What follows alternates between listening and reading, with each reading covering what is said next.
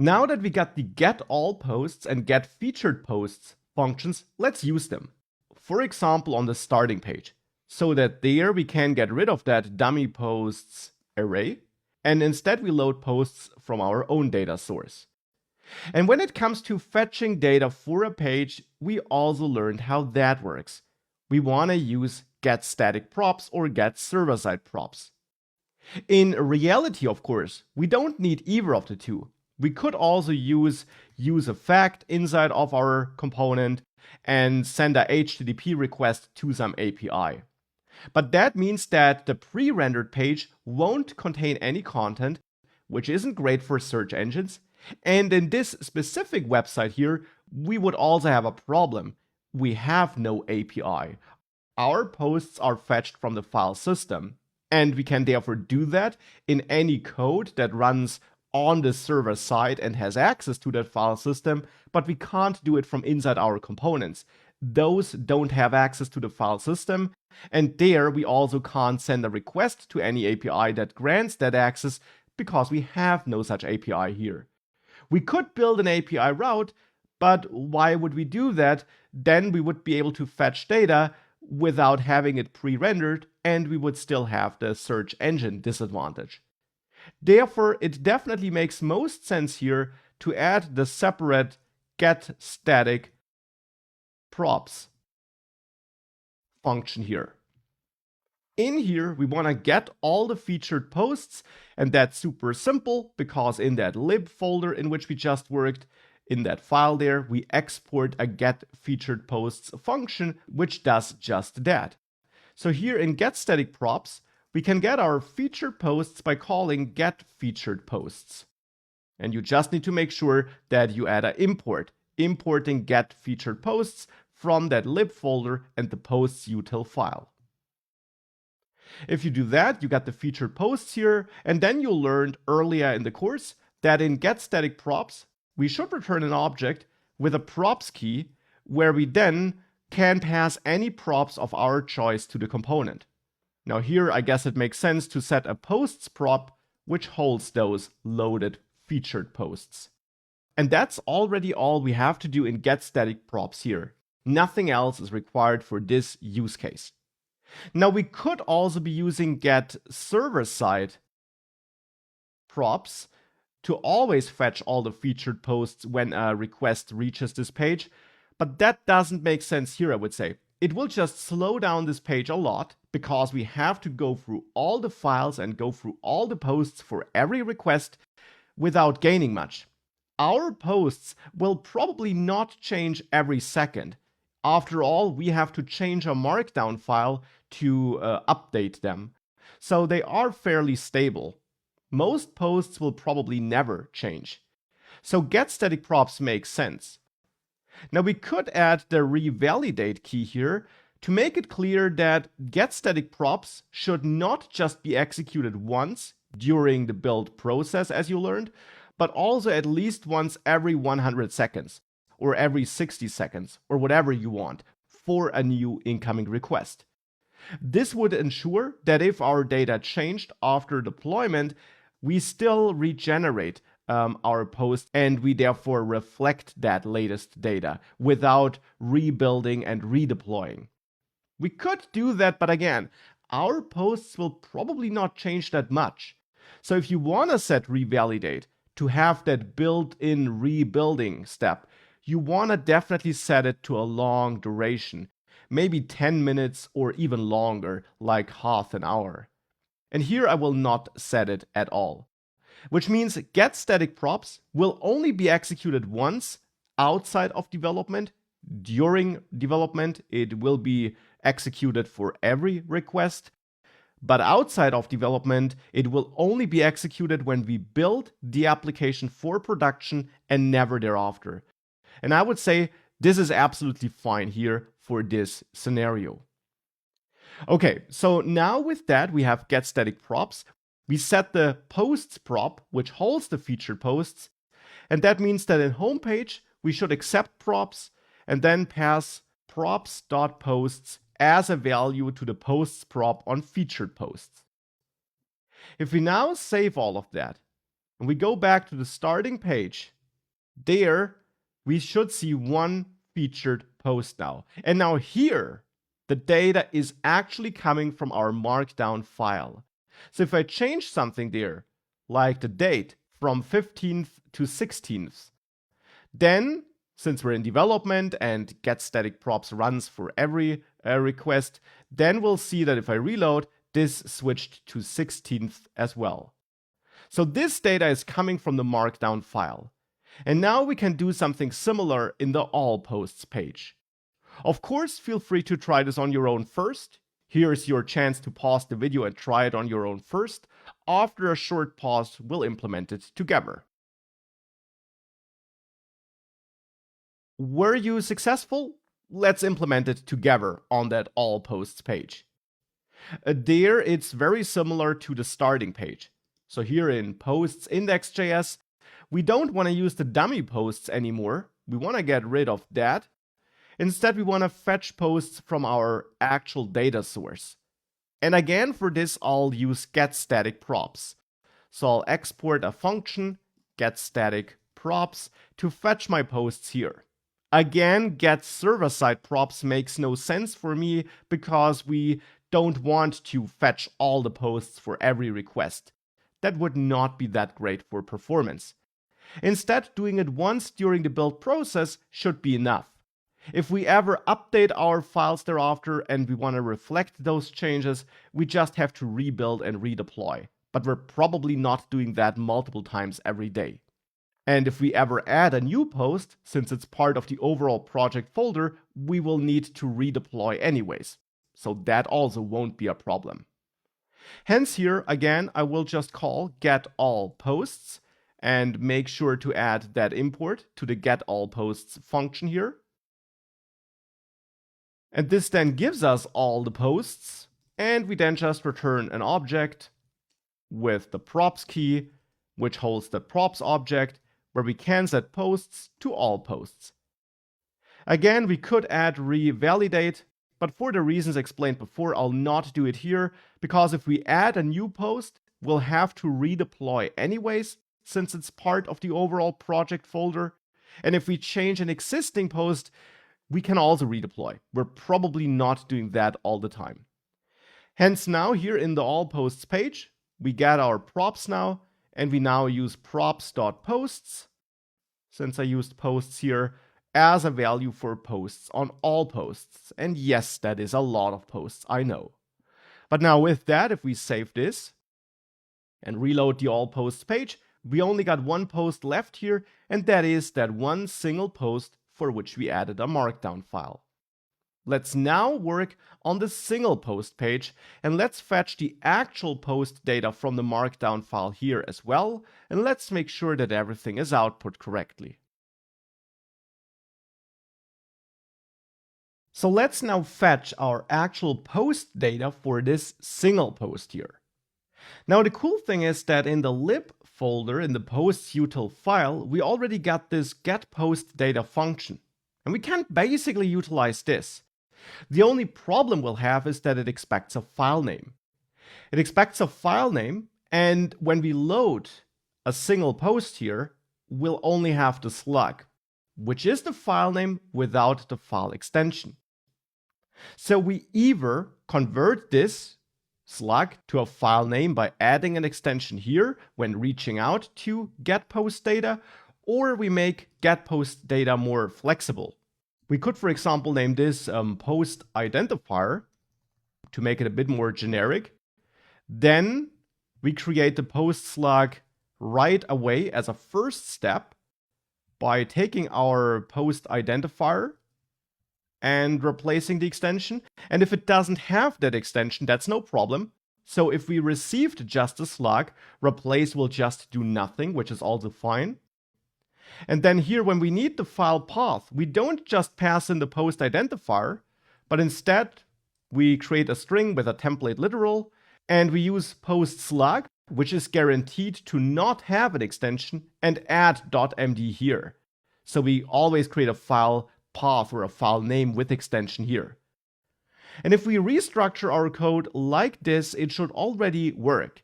Now we can call getPostData with a file name, with an extension, or with just a slug. Therefore, now we can export this to then use it in our single post page. Because here I want to get a single post for a given slug. Now for that, here in post detail page, I'll again export a function, the getStaticProps function. Again, for the same reasons as mentioned before, get server-side props could be used here, but isn't better. And then here we get this context object. We get this in all getStaticProps functions, but we haven't needed it before. Now we do need it because we can get our params out of context. That's what you also learned in the course. Context has a params key, and that simply is then an object with the concrete values of all the dynamic segments that might lead to this file. So in this case, we'll be able to extract the concrete slug value from params because we have that dynamic segment in this file name. So here we then have the slug, which we get from params. And now we can use that slug to get the data for a single post. With getPostData, so importing that function from the lib folder and the postsutil file and passing the slug as our argument. That will then give us the data for that file. It will read that data for that file, and it's able to read that because getStaticProps executes during the build process or on the server, not in the client. And then, therefore, we get our post data here. And hence, we can then return our object as we always have, where we set the props for our component. And here we can add the post prop, which holds that post data. And here we could make a case for adding revalidate. Here, we're not going through all the posts. We're fetching the data for a single post. So this will be very fast. And if we set revalidate to, let's say, 600 here, then we ensure that if we ever updated a markdown file without rebuilding the entire application, that then still we do get that latest data at least once every 10 minutes. So that we don't have to rebuild the entire application just because we fixed a typo in one of our markdown files. We could do this here because here rebuilding after deployment will be much faster than if we do it for the other pages where we have to go through all the post files, which takes a bit longer and therefore would slow down some of the requests. Here, it would not slow down the requests at all, or not by much at least, and we only do it once every 10 minutes anyways. Of course, you can tweak this duration to a duration that fits your needs though. You can make it longer or shorter. But with that, we now have getStaticProps here. However, since this is a dynamic page, you learned that getStaticProps can't work on its own. We need to pair it with getStaticPaths to let Next know which concrete slug values it should pre-generate. And therefore, we need to export another function here. We need to export the getStaticPaths function. This returns an object with all the paths that should be prepared. So with all the concrete values for a slug that should be prepared. And that's an array full of objects where we set params to another nested object and then provide our concrete slug values. That's what you learned. Now we can not prepare anything and basically just set paths to an empty array and set fallback to true. Then the data will be prepared and fetched on demand when we visit this page. With fallback true, we should also render some fallback content though for the scenario that the post hasn't been loaded yet. Or we set fallback to blocking to wait until it has been generated. This could be fine, and it could be fine if you have a blog with thousands of posts where a lot of those posts are rarely read and rarely visited, and you don't want to pre-generate all those posts. Then using a pattern like this could make sense. or you pre-generate some of your posts, your most popular posts, and not all of them.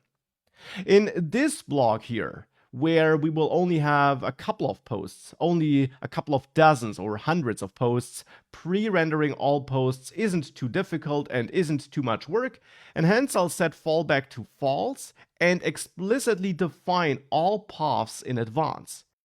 And for defining all paths in advance, I need to know which paths we have. Now we can get all those paths by using another function from the posts util folder. There in getAllPosts, we get all our post files. Then we also read all the data from there. Now that's a bit overkill here. I'm not interested in all the data here. I'm just interested in getting the post files in this case. Hence, I will actually refactor this and put this here, this code, where I read all the files from the posts directory into a separate function, maybe here at the very top, which I'll name getPostsFiles. And there I'll return fsReadDirsync. And I'll export this function so that we can also use it outside of this file. And then down there in getAllPosts, I'll now call getPostsFiles so that this works again. So that allows me to just get all the post file names without doing all the sorting and mapping, which will slow down the process a bit, which is just not needed for pre-rendering the individual post files.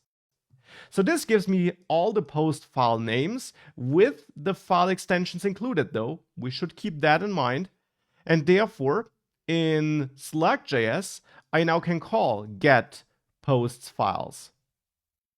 So I'll import that function and call it from the lib folder and the posts util file. Now this will give me all the post file names. And here I'm actually just interested in the slugs, so the file names without the extensions. Hence I'll create a slugs constant, and that just is post file names, where I map every file name such that I remove the extension. So I'll just again replace this regular expression, which we also used here. So I'll just copy that code in the end and replace that with an empty string.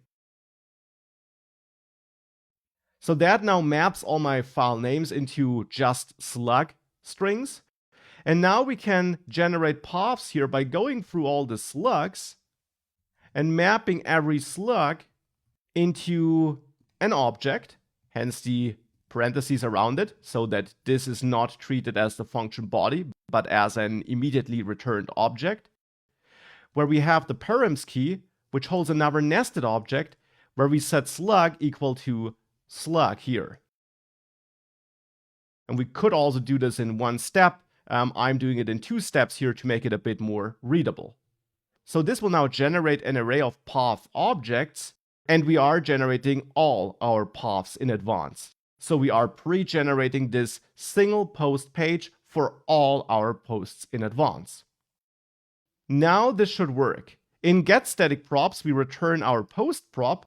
So now we can use this here in the post detail page and get props and set a post prop on post content and pass props.post into that. And then go to post content to use this post prop instead of the dummy post there. So in post content, I'll get rid of that dummy post and instead accept props here. And then here we can, first of all, extract our post from the props and then use post.slug here and post.image and here post.title and of course here also post.content.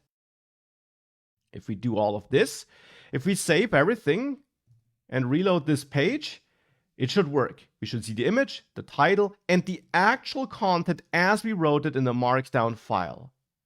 Now it is of course up to you to then add styling for the different content elements you might have.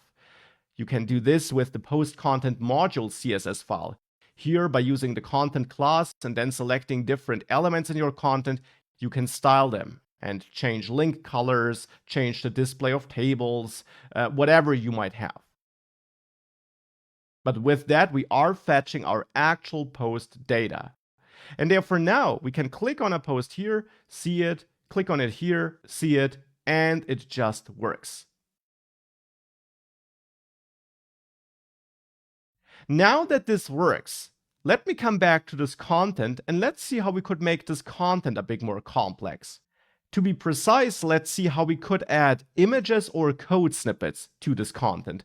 Because since we're building a blog and we are developers, we might be blogging about development topics. And that means that we also might want to share code snippets as part of our posts. The great thing is that we can easily add such snippets and also images to Markdown, but when it comes to rendering that, we'll face certain challenges, which we are going to solve together though. Let's start with adding images to our Markdown content.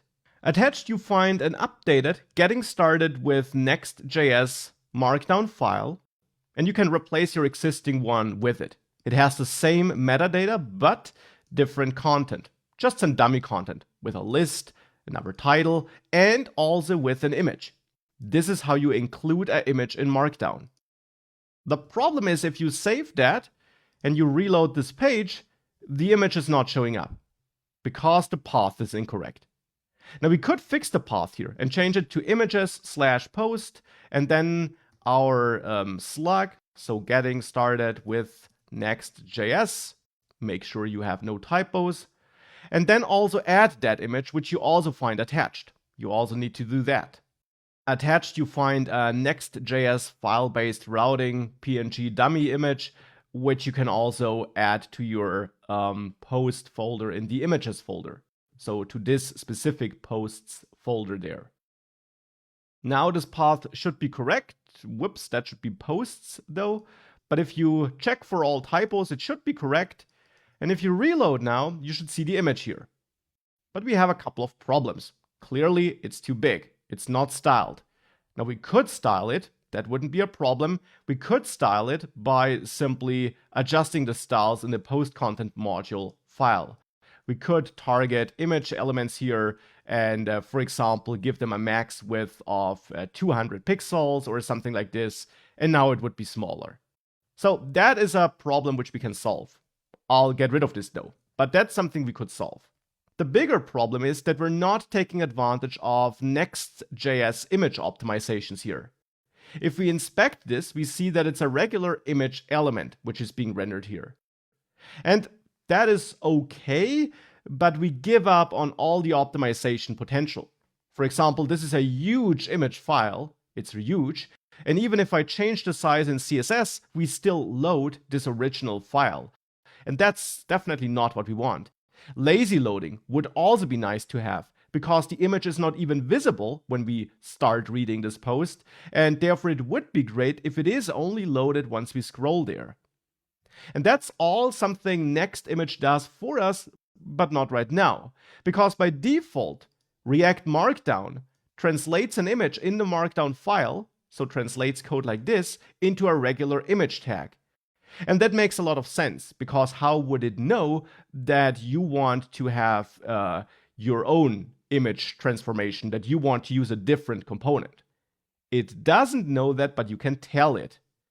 And therefore, first of all, I'll get rid of that path here and just stick to the image file name here, because we will now override how React Markdown treats Markdown content like this, how it treats images. To override how certain elements are rendered, we can give React Markdown a special prop, the renderUs prop. RenderUs wants an object where you tell React Markdown how certain elements should be rendered. Now you can't come up with your own elements here. Instead, there are built-in elements where you can override the default. The React Markdown documentation is the place to go for more details. There you find detailed usage instructions. You can also configure other things there.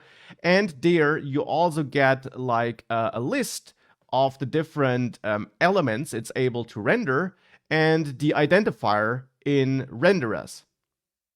So for example, for an image, it by default renders the image element, and we can target an image property in our renderers object if we want to override it.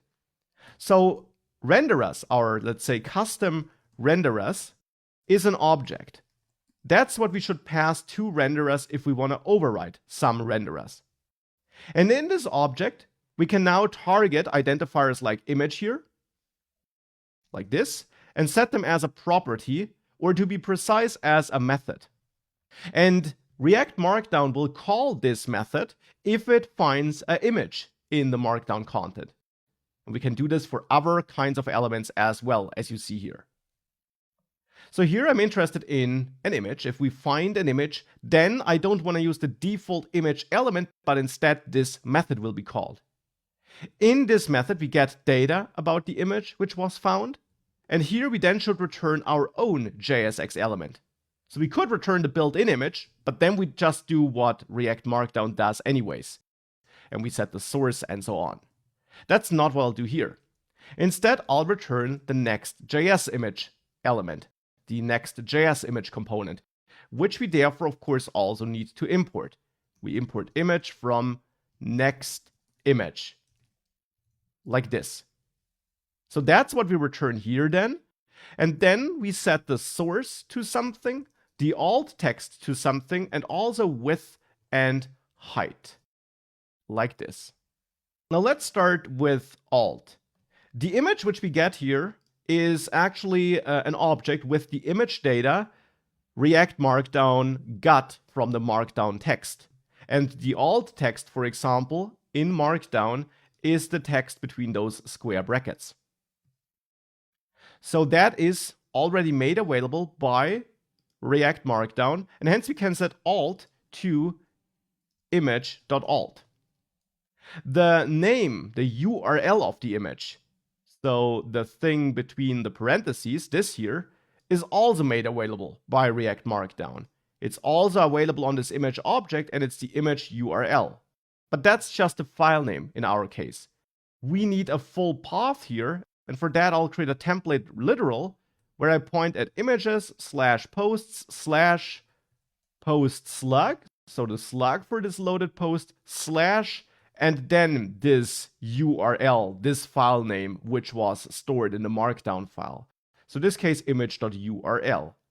So now that's that. Now for width and height, it always comes down to how you present this, to your styles and so on. Here, a width of 600 and a height of 300 pixels should work quite well. Now with that, since we pass custom renderers to renderers, this next image will be rendered instead of a default image. If we save that and reload, that fails.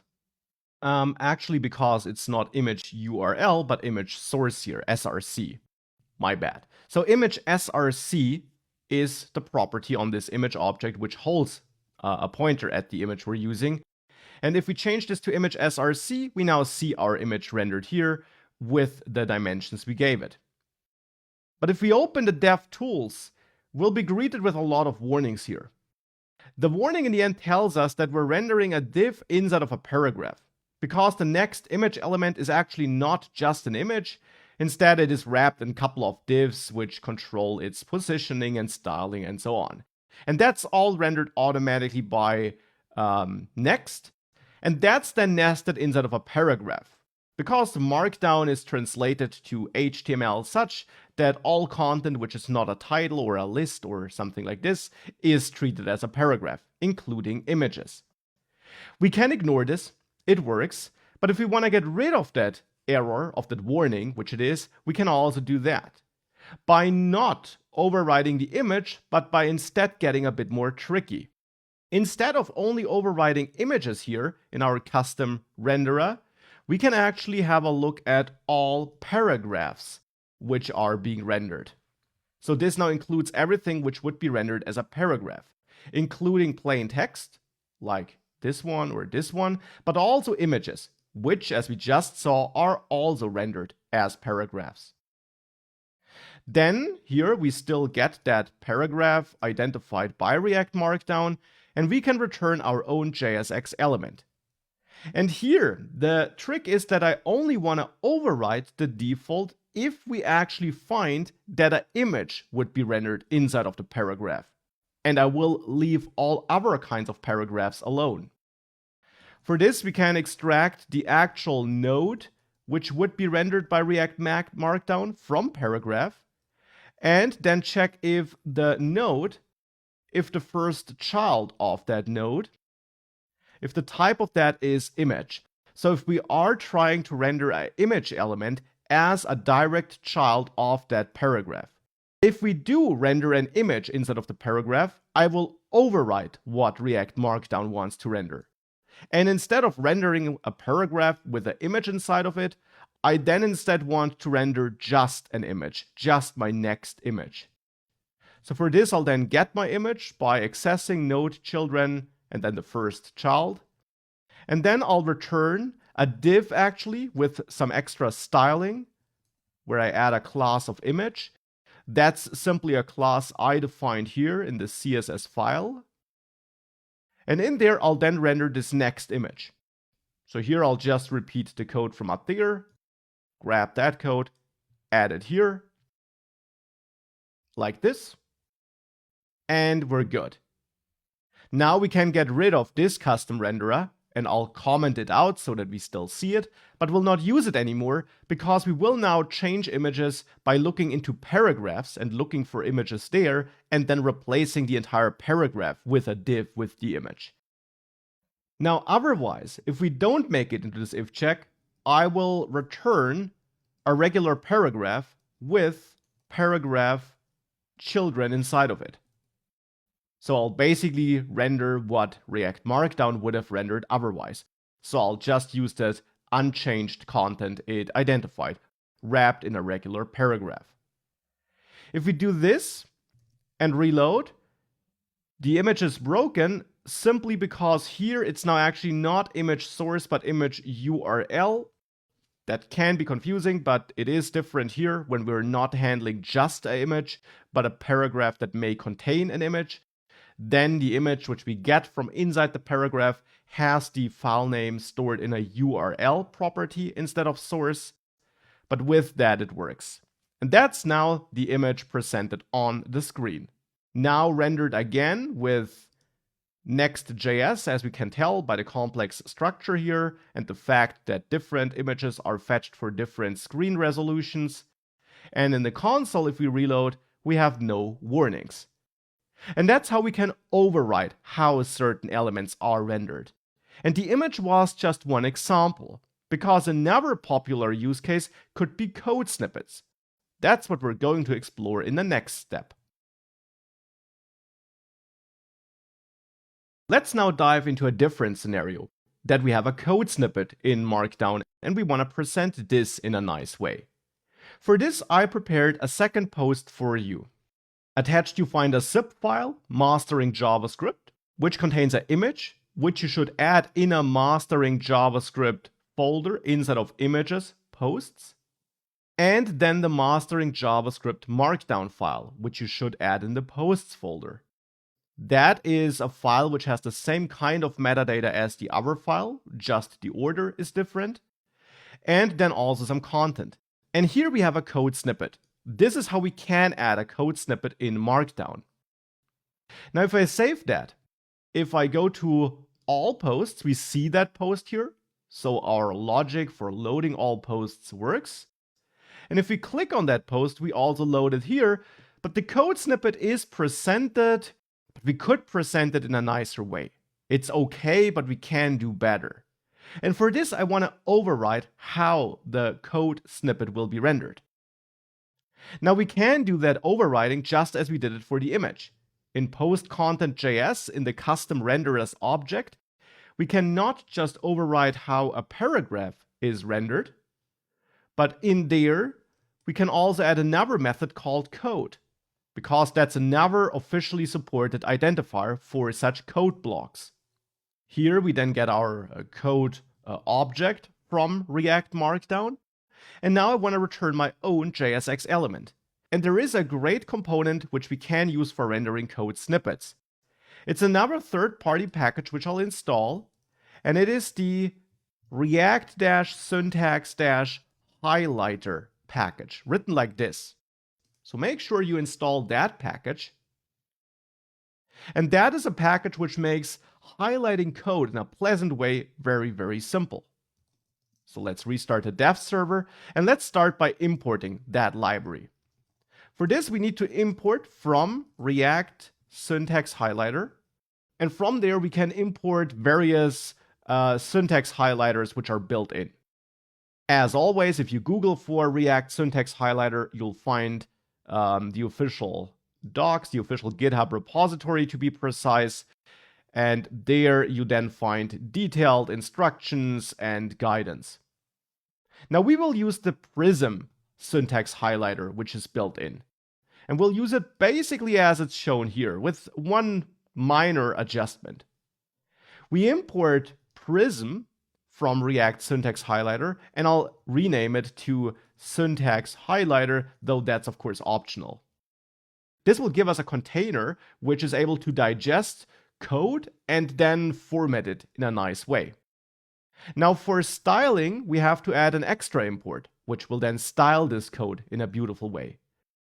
We import from React syntax highlighter again, but now from a subfolder, from dist/cjs, and that's important, CJS, not ESM, but CJS, since this code needs to be executable on the server side, /styles/prism, and from there, I'll import the Atom Dark theme.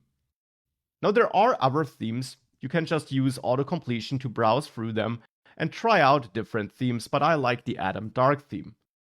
How are we going to use it though? We're going to use it with our custom renderer. Here we want to return a new syntax highlighter component. So we use that syntax highlighter component. And now that component needs to know which language is used for the given code snippet. In Markdown, that is added as an annotation after these three backticks. JS for JavaScript, for example. That's needed for this highlighting component to highlight the right keywords. So we need to pass in the language. And then children, so the actual code. Now we get both from the code our React Markdown component identified here. So there we can use object destructuring to get the language and the concrete value. And then we set language equal to language and children equal to value. And then we just also add a style property, and that's where I then use Atom Dark, which I also import. And this will render code by using this component. And with that added, if we save everything and reload our single article here, it can take a while for the first time, but then we see our code rendered like this. And I would argue that this is much more readable and much nicer to read than that default formatting we had. Now, of course, feel free to play around with the different themes. Here, this is the theme and the look I will go with, and that therefore now is the finished post content. We now know how we can load the content, how we can present it with React Markdown, and how we can fine-tune it to replace certain elements like images or code snippets. So our blog is taking shape, and it is working. It's showing our posts, featured posts here, and all posts here. And as we saw, we can also visit individual posts and have features like code highlighting. Now let's work on this contact page, because that's totally missing. And here my goal is to show a form which users can fill out to send a message to us. And then I want to accept this message with help of API routes. That's another key feature we learned about. And then I want to store that message in a database. So not markdown files or anything like this, because that's now user-generated content, but instead a real database. And that's what we're going to work on over the next lectures. So let's work on this contact page. There I, of course, need to return some JSX code, but I'll again keep it simple and create a separate component which holds the actual content of this page. For this, in the components folder, I'll add a new subfolder, contact, and in there I'll add a contact-form.js file. And attached, you also find a styling file for this contact form page, for this contact form component, I mean. You find a contact form module CSS file, which you should add to that folder. Then in contact form JS, we create our contact form functional component, just as we are used to, like this. And we can also import the styles already, import classes from /contact-form.module.css, and then return our page content here. So return a section with a class name of classes contact here. And then in that section, let's say a h1, not h2, but h1 tag, where we say something like, how can I help you? And then below that, the actual form. Now that form will receive a class of form. And then in there, I came up with a certain structure, which fits the styles I provided to you, where we have a div with a class of controls, so plural. And in there, another div with a single form control, and hence a class of control. And then in there, a label with the HTML4 prop set to email, where I say your email, because we're prompting the user for an email address. And below that, an input of type email with an ID of email, which is required, like this. And then I'll replicate this control div here inside of that controls div still. So the two control divs are side by side here. And then here we have the name, and we change HTML4 to name and the ID to name. And it's still required, but the type is set to text. And then below that controls div, so not inside of it, but below it, I'll add another div with a class name of classes control, so singular again, with another label with a HTML4 prop set to message, where we say your message, and below that a text area with an ID of message and rows set to 5, like this. And then below that, another div where I set the class to actions, where I want to have my submit button. So a simple button where I say send message. That's my form here. Now we can use that in the contact page and output contact form like this. Make sure to import it, of course. And if you save all of that and reload that contact page, you should see that contact form here. Now that's a basic form. The goal now is that when we send our form, we send it to an API route, and then there we store it in a database. We don't directly talk to a database, as we learned, because if we would do so, if we would add code for talking to a database in the contact form component, then we would have to put our database credentials into this component as well. And we don't want to do that for security reasons. Hence, we'll do it the other way and add our API route plus the code to talk to that API route in the next lecture. So let's add the API route to which we want to talk here. You learned that API routes are added by going to the pages folder, and then in there the API folder, and then in there the contact.js file. Now that file name is up to you, but this leads to a route of API/contact to which we can send requests to reach this API route. Now in there we should just set up a function, typically called handler, which is exported. And hence, of course, the function name doesn't actually matter. This function, as you learned, receives a request and a response object, and it only executes on the server side. It's never included in any client-side code. And here we can then handle the incoming request, check the request method, extract data from the request, and do whatever we need to do. And that's what I'll do here. I'll first of all check if request method is equal to post, because I want to submit this contact form with a post request. So any other requests will be ignored and will not do anything. So if the request method is post, then we'll continue. As a first step, I want to extract data from the body of that request.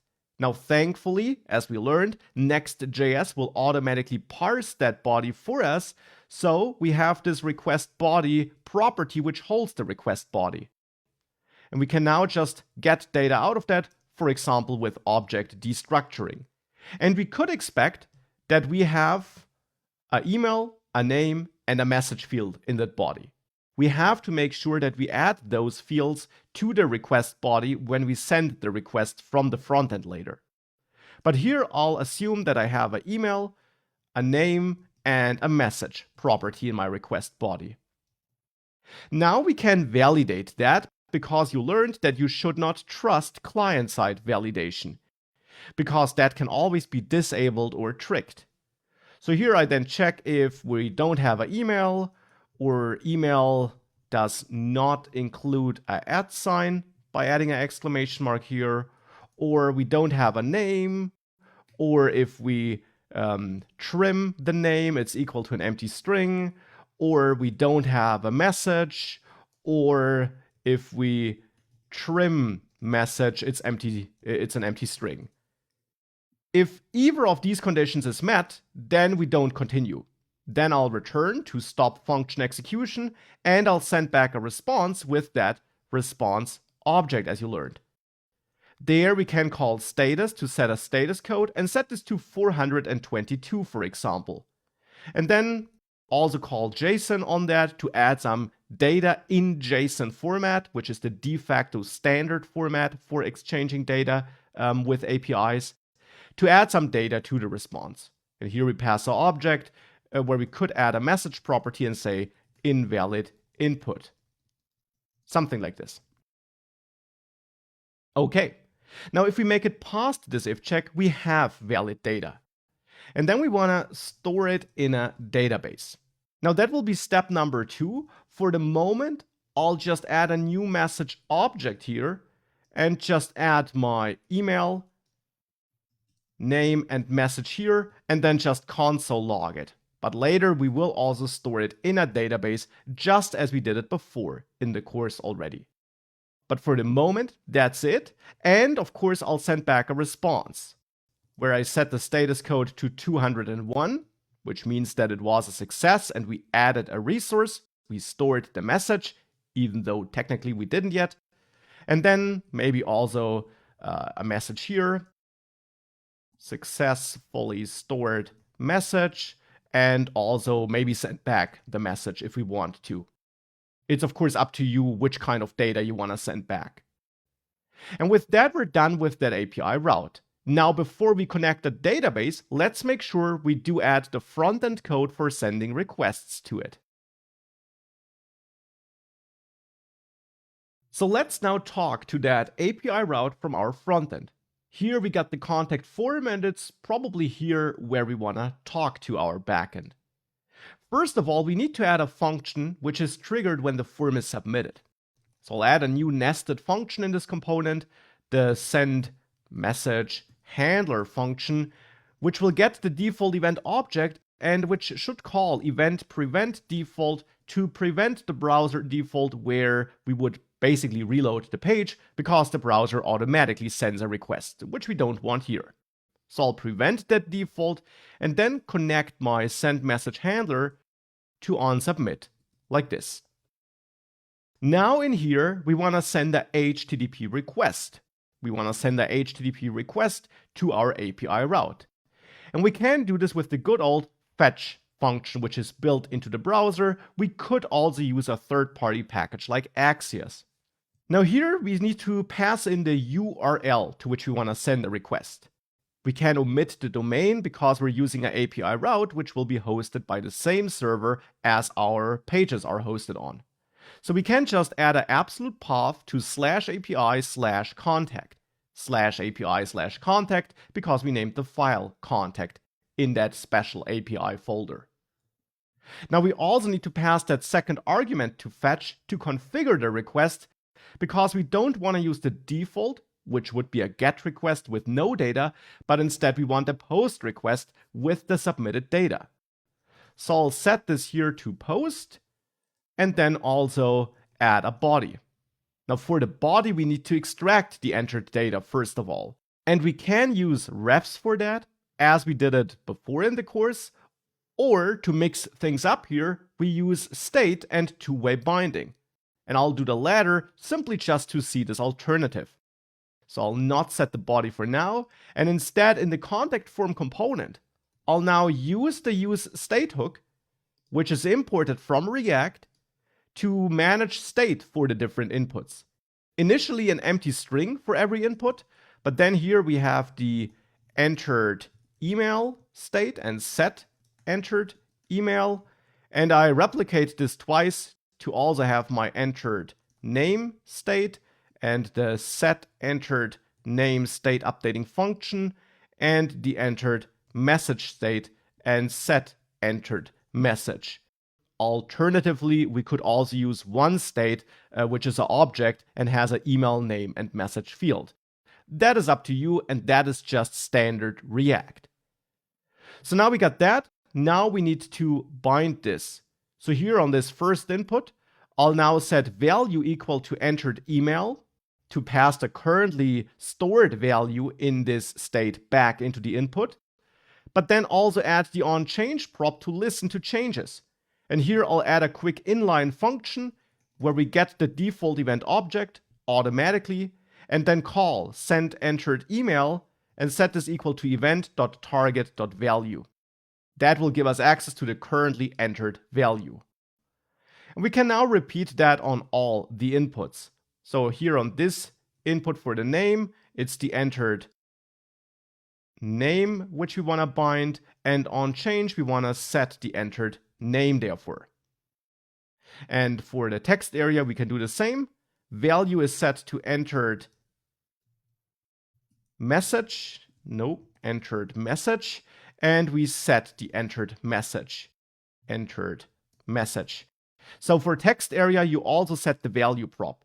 You don't add it between the text area tags, just to make this clear. So now I'm using this two-way binding to have the entered data in those state values.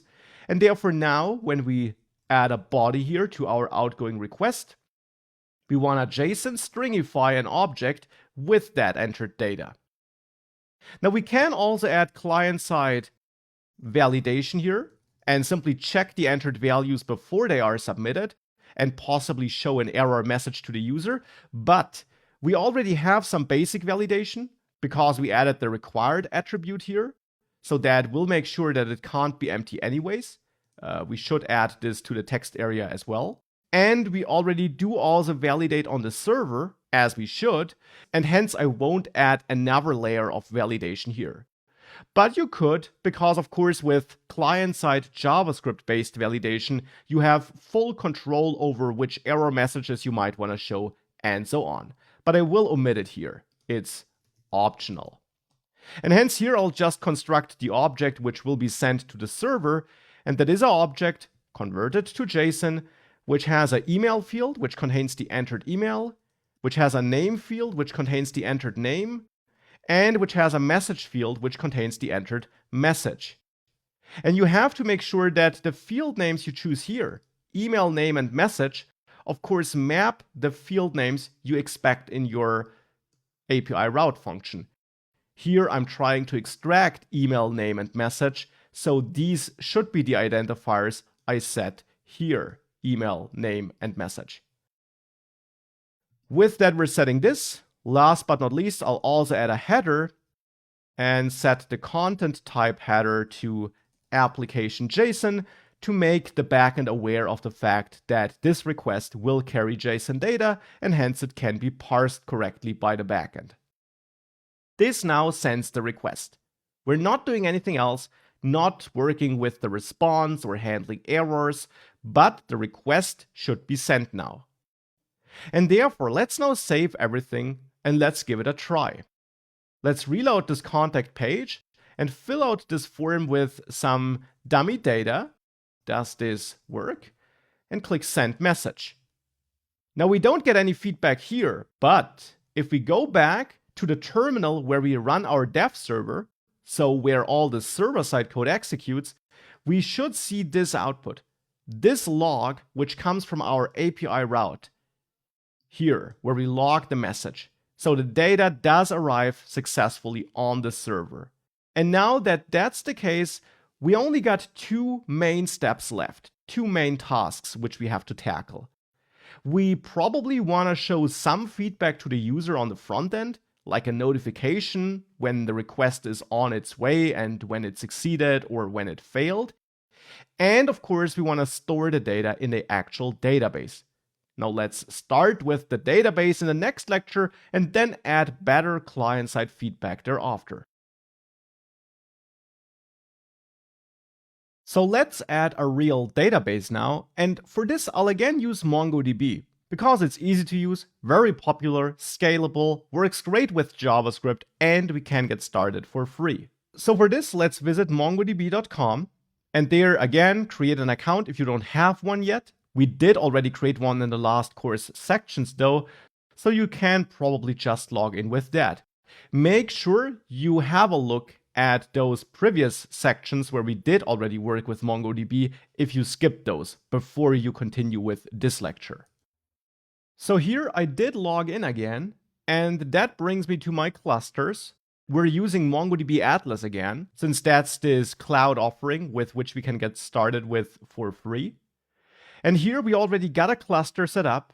Quickly double check that you do have your local IP whitelisted. If not, make sure you add it under network access so that your local server, your local machine can talk to that database. And make sure you also have at least one user with a read and write access and that you know the credentials of that user. Once all of that is set up, we can use MongoDB in our API route. And for this, we'll first of all quit the development server and install another third-party package, the MongoDB package, which is that official MongoDB driver which we need to talk to the database. And then we can start the development server again. With that installed in our contact API route, we can use MongoDB. Here we can import something from MongoDB, and that something which we import is the Mongo client, which we need for connecting and interacting. Now I want to connect to the database after we validated everything and once we have our object here which we want to store. So then I'll go ahead and use Mongo client instead of console logging to connect to the database. Now connect wants a connection string, and we get that by clicking on our cluster, connect your application, and taking that string. So that is the connection string we want to use here. And now here we need to plug in values for username, password, and database name. Now for the database name, you can use any name you want. I'll use my-site, so that the database, which will be created automatically by MongoDB, will be called my site. Now for the user data, I have a user named Maximilian, and I'll quickly create a new password here and update that user. And hence here I will use that username without the angle brackets and use that password for that user. And that should then enable MongoDB to connect. Now connect needs a callback, or we use the promise which it returns, and I'll do the latter with then or with async await, and I'll use async await here. So I will convert my handler function into an async function by adding the async keyword, and then we can await this connection here, and we get the connected client once this is done. Now this could fail, so we can already wrap that into a try-catch block, like this, and catch any potential errors we might be getting to return and not continue with the function execution if we have an error, and send back a response with a 500 status code, which means that something went wrong on the server, and then a message which we either extract from that error, or to not give such information away to our front-end users, simply some generic data message like could not connect to database. Something like this. Now I'll convert my client into a variable which has the right scope. And hence now after this try catch block, we have a connection and we can continue. Now here we want to use that connection to insert data. So therefore here we can use the client to get access to the database to which we connected here, my site. We could also switch to a different database by passing its name as an argument, but I'll stick to the connected database here. So then we get access to that database. Whoops, that should be a const. And then we can interact with that database. Now in MongoDB, data is stored in so-called collections. And hence the DB object has a collection method which allows us to work on a specific collection. Now the collection name is up to you. It will be created on the fly if it doesn't exist yet, and I'll name it messages. So now I'll interact with the messages collection, and on that collection I want to insert one new document. And that new document is this new message we construct up there, this object. That is the document that should be inserted into this collection. Now we can await this operation because it's asynchronous and returns a promise, and we'll then get our result of this operation eventually. Again, this could fail, so we can already wrap it with try catch. Catch any errors here, and if we have an error, return and not continue. Close the connection though with client close, and send back a response with a 500 status code with some data where we have a message of storing message failed or anything like that. But maybe we also succeeded, and in that case we'll send back that success response.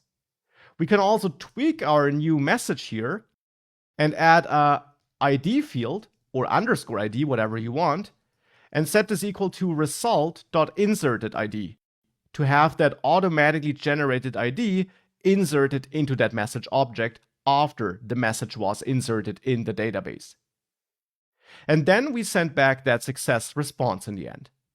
This now should work. This should insert a message into the database. The only remaining thing I want to do here is I also want to close the connection in the success case. And now with those changes made, if we give this a try, if we try submitting this message again here, so if we reload this page maybe, and then test this again, does this work? And I sent this message.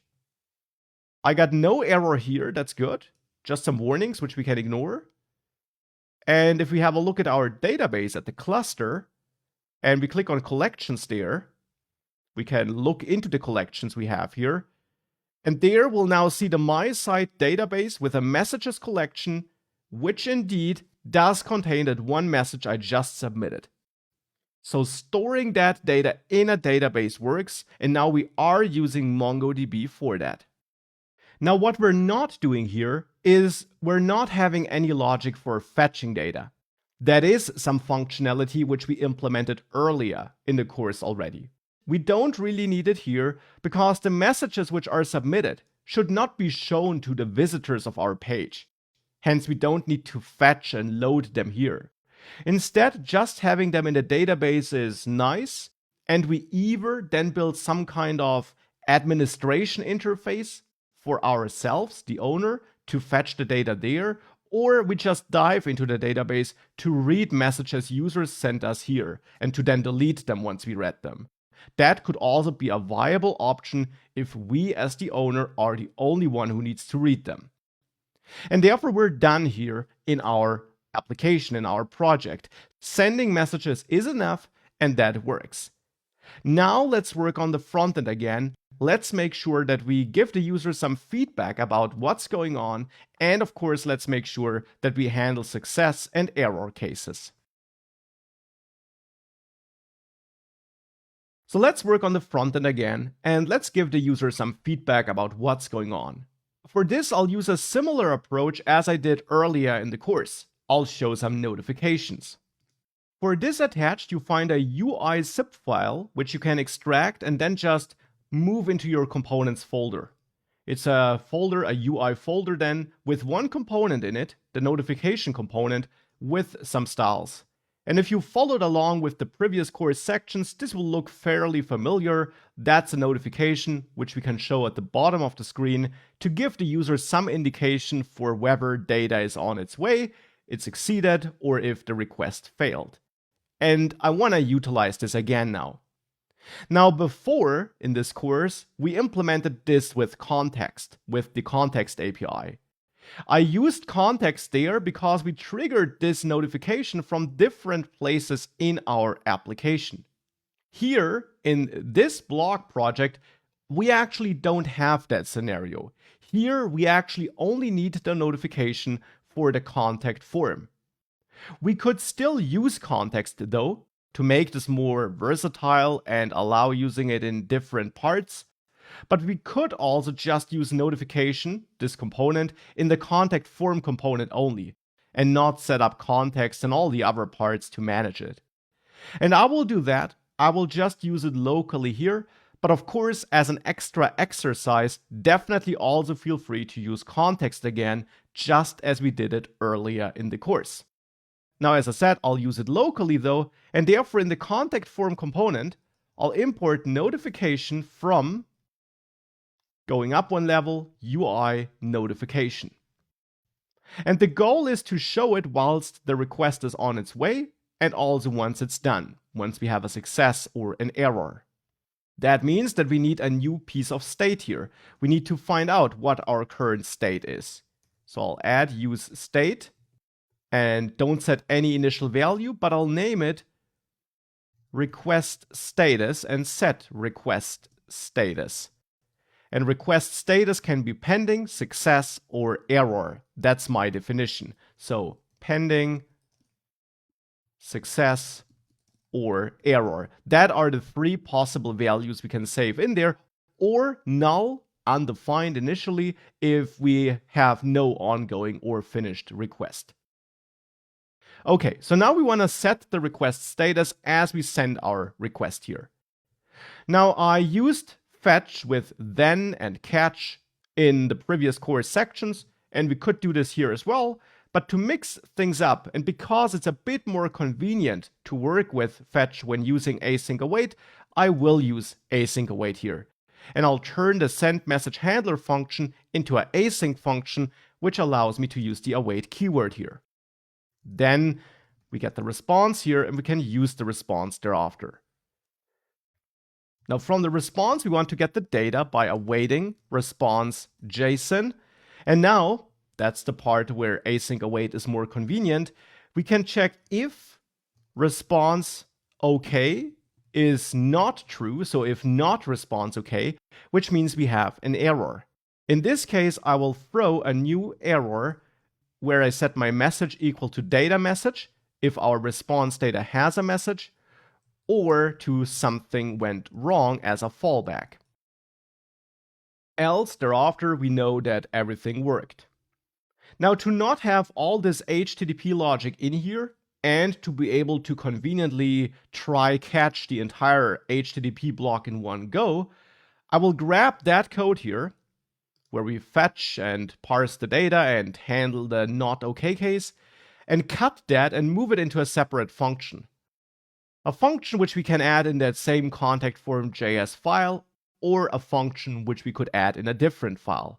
Here I'll add it in the same file and add my async send contact data function. So async function send contact data. And here I now just expect that I get the contact details as an argument, and that is then the object which will be added as a body, converted to JSON, of course, the contact details. So now I have the logic in here, and now in send message handler, we just need to await send contact data and pass our object where we set the email to entered email and so on to that function here. So here name is set to entered name, and message is set to entered message like this. Now we still await this because that's an async function and we also use await in here. We could return the data here, the parsed response data, but since I don't care about it here in this component, we don't really need to. So now we got that. Now that's a bit leaner. And now, before we send the contact data, I want to set my request status, so update this state here, to pending. So I'll set it to pending. Now once we're done, thereafter, I want to set it to success. If that fails, I want to set it to error, and hence I'll try this here and catch any errors that might be thrown from anywhere in this request and set the request status to error. And hence success is not set thereafter, because then it would also be set if we had an error, but here instead of try. Now we have these different status updates, and now we can use them to show our notification. Now to show the notification, I want to render this notification component, which we are already importing, based on the status, and based on the status also with different data.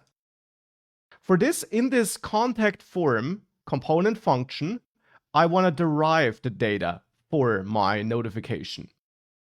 I'll add a notification data variable, and initially it's undefined. We can also just name it notification.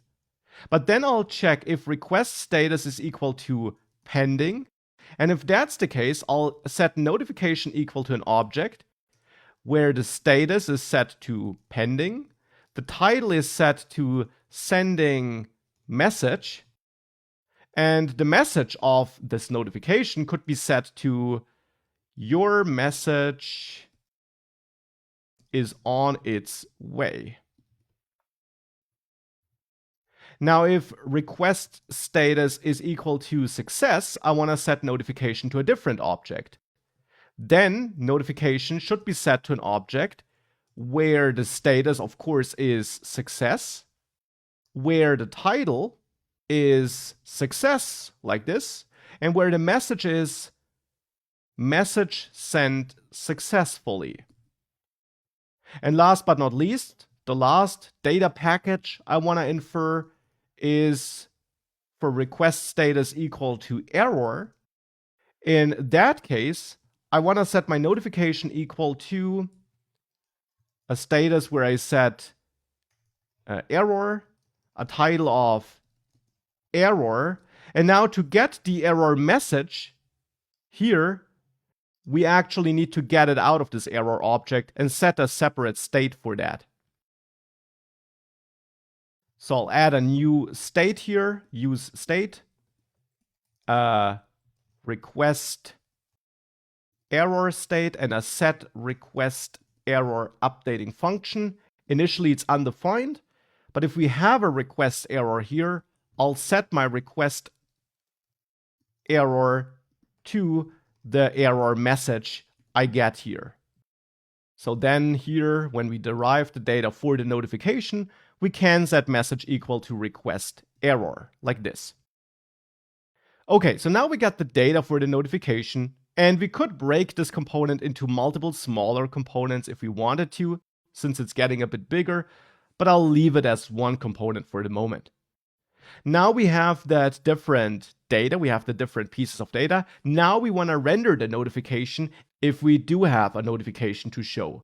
So in the end, if notification is anything but undefined, because if it is undefined, there is nothing to show.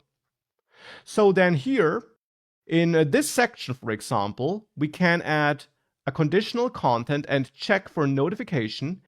And if it's truthy, we render the notification component and we set status equal to notification.status, and we set title equal to notification.title, and we set message equal to notification.message. Like this. And status, title, and message are the props I'm expecting inside of that notification component. So we have to set them here. So that should now be working with all that work done. If we now reload and I again enter something here, test, if I click send message, we see that sending state and then the success state. Now it never disappears at the moment, but that's something we can also implement with help of useEffect, as we saw earlier in the course. We can run a function whenever the request status changes. And if it changed to success or error, then we want to reset it to undefined after 3 seconds, let's say, and that will then re-render this component and get rid of our notification. So here we can execute useEffect and define an effect function and the dependencies. And here in useEffect, I want to check if request status is equal to pending or if request status is equal to error. So if it's either of the two, then if that is the case, I want to set a timer to reset my request status. So then I'll set a timeout here to 3 seconds. And after 3 seconds, this function will execute, and there I'll set request status to null, reset it basically. We can also set request error to null here to reset this as well. And now request status is a dependency of useEffect, so that this effect function will re-execute whenever the request status changes, and only when that changes. So when we change entered email because we type in the email field, we will not execute this again. Now if it executes again and we have an ongoing timer, I want to get rid of the existing timer though, and hence I'll store a reference in a constant here and return that cleanup function where I call clear timeout and clear that timer, if that effect should rerun whilst we have an ongoing timer. And of course here I don't want to check for request status pending, but success I mean. So success or error. If the request status is anything else, we don't do anything. Okay, so now if we save this, it should disappear. Let me also open up the DevTools to see if we got any errors there. Max, another try, click send message, sending, success, and it disappears. And if I hammer this button and I send multiple messages, it still only disappears once after 3 seconds because the timers get cleared. So that is working. All that data also did end up here on MongoDB. If we refresh, we see all those messages here, so that worked. And therefore now we also show some feedback. Let's now see if it also works if something breaks. For this, I'll go to the API route and break my credentials, like this, save this, and try sending this request again, and then we have that error case here, which also disappears after 3 seconds though. So that's also working, and with that, let's fix it again. So this all works. As a last step, we maybe want to clear the user input after it was sent, and for this back in the contact form, we can basically go here where we set the request status to success, and say that if the request is a success, we want to clear what the user entered, because then the message was sent and the input isn't needed anymore. So here we could set entered message to an empty string again, set entered email to an empty string, and set entered name to an empty string. Since we're binding all those state values back to the inputs, here and here and here, if we change the state, those changes will be reflected in the inputs.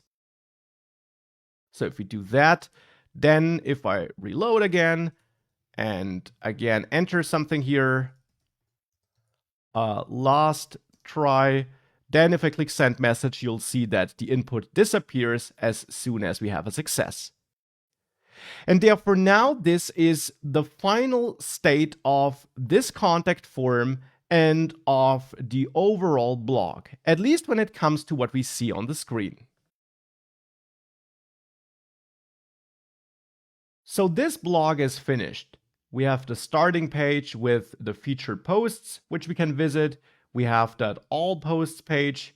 We also saw that we can have posts with code snippets or with images, as we saw it here. And we have this contact page where I can enter some data. Hi, I like your content. Send a message, get those notifications at the bottom, and have all that user experience. So that is working. Now, one thing is missing here if we think about deploying this page, this website. We are going to deploy it in the next course section, and there I'll explain how deploying Next applications works.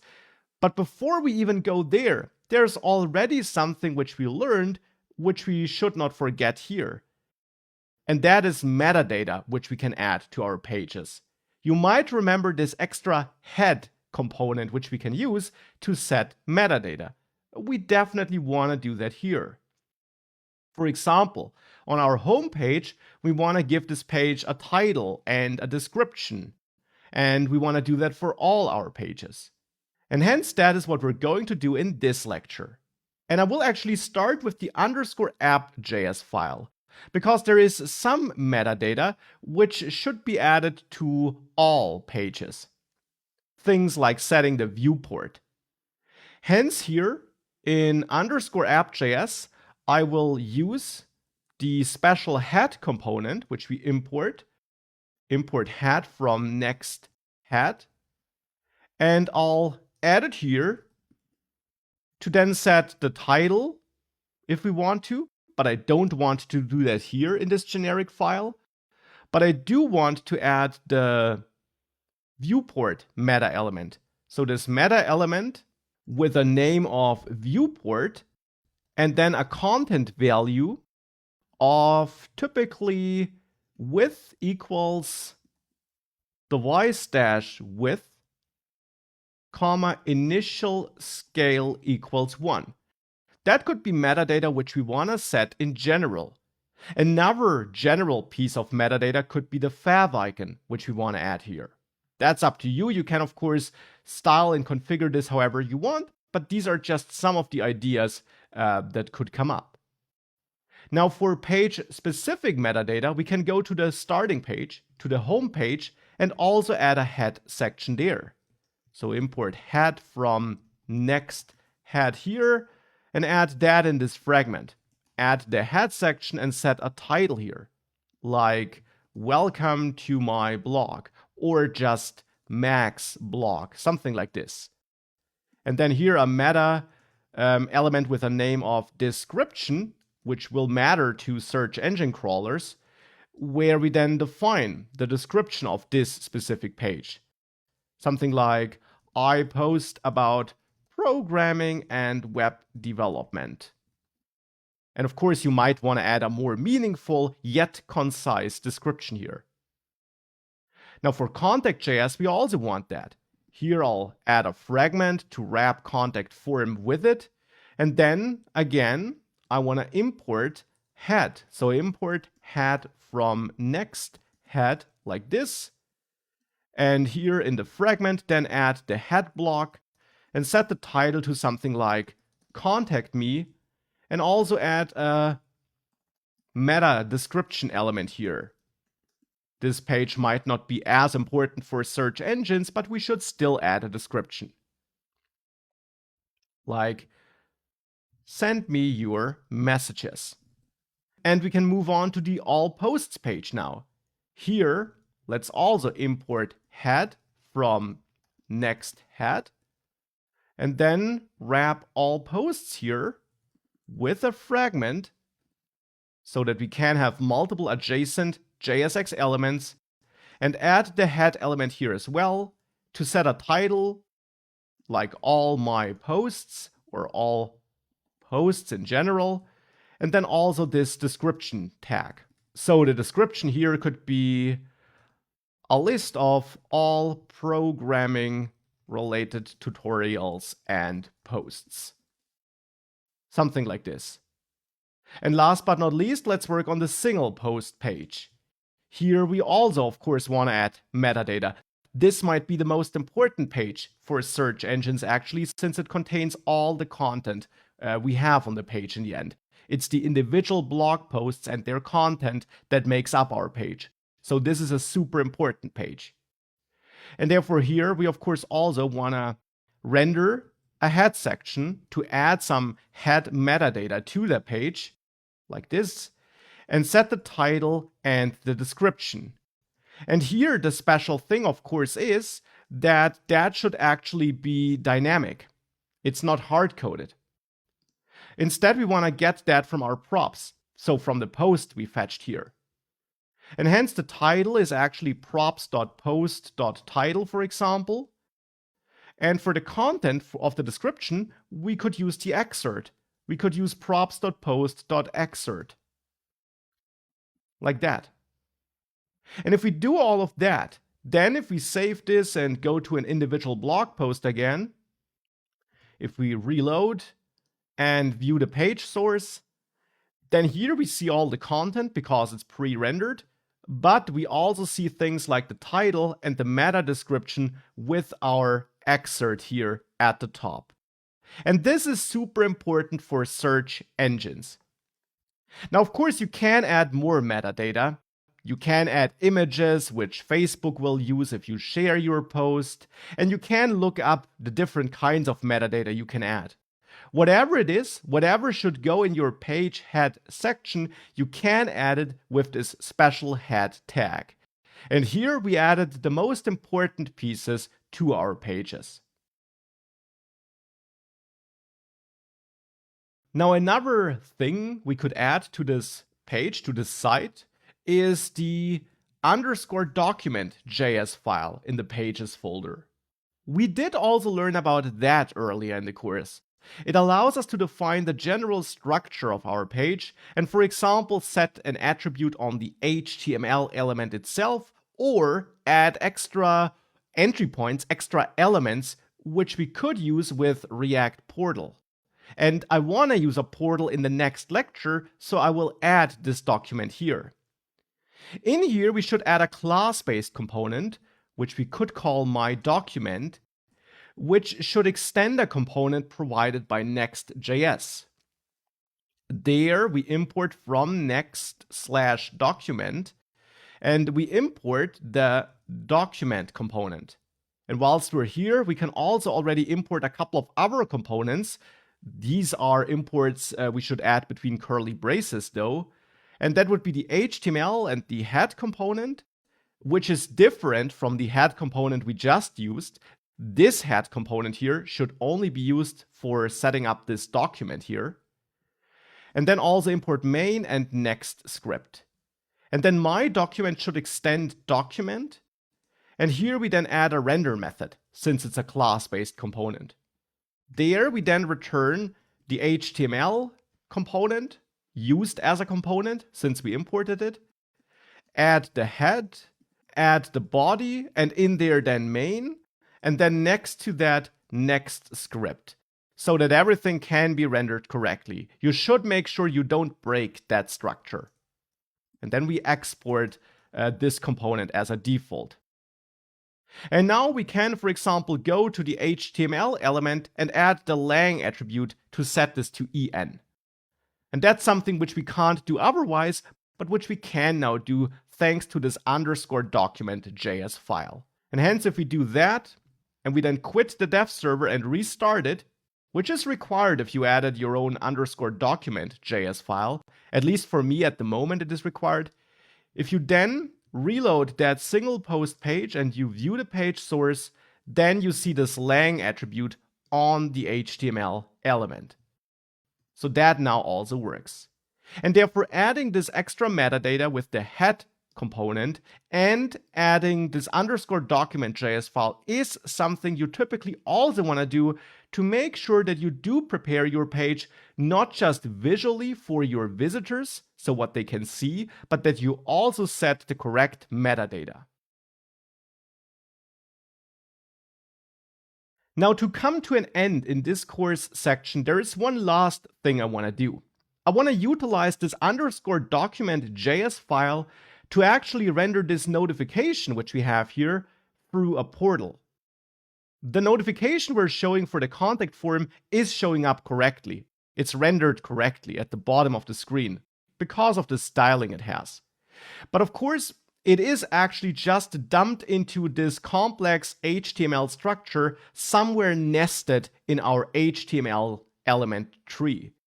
And whilst it looks correctly, that's not correct semantically, and it can make our page a bit more inaccessible as well. That's why we have this feature called React Portals, which allows us to render a component anywhere in our component tree, so to use it anywhere in our component tree, for example, in the contact form JSX code as we do it now, but technically inject it in a different place in the actual DOM tree.